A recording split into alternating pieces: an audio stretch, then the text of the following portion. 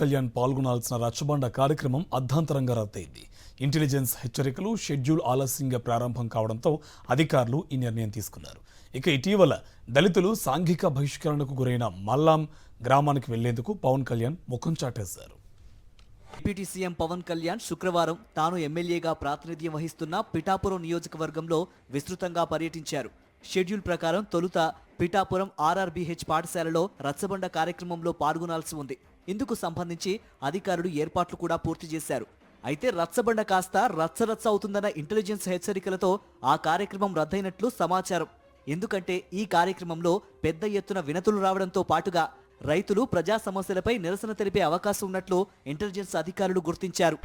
అలాగే పవన్ షెడ్యూల్ 3 గంటలు ఆలస్యం కావడం వల్ల కూడా రచ్చబండ రద్దయినట్లు తెలుస్తోంది. అయితే రచ్చబండలో పాల్గొని తమ సమస్యలు చెప్పుకుందామనుకున్న పిఠాపురం ప్రజలకు కార్యక్రమం అర్థాంతరంగా రద్దవడంతో నిరాశ ఎదురైంది. ఇక కొత్తపల్లి మండలంలో జరిగిన పలు శంకుస్థాపనల కార్యక్రమాలకు పిఠాపురం టీడీపీ ఇన్ఛార్జ్ వర్మ డుమ్మా కొట్టడం చర్చనీయాంశమైంది.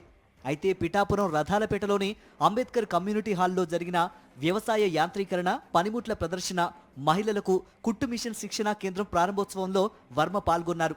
అంతకుముందు తన అనుచరులతో ఈ కార్యక్రమంకు హాజరయ్యేందుకు వెళ్లిన వర్మను పోలీసు అధికారులు అడ్డుకున్నారు. దీంతో వర్మ అసహనానికి గురయ్యారు.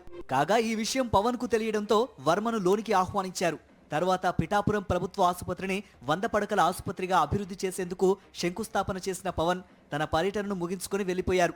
కానీ ఇటీవల సాంఘిక బహిష్కరణకు గురైన పిఠాపురం రూరల్ మల్లాం గ్రామానికి వెళ్తారని అందరూ ఊహించారు. కానీ ఆయన మల్లాం వెళ్లేందుకు ముఖం చాటేసి అమరావతికి వెళ్లిపోవడం పట్ల రాజకీయంగా చర్చ నడిచింది.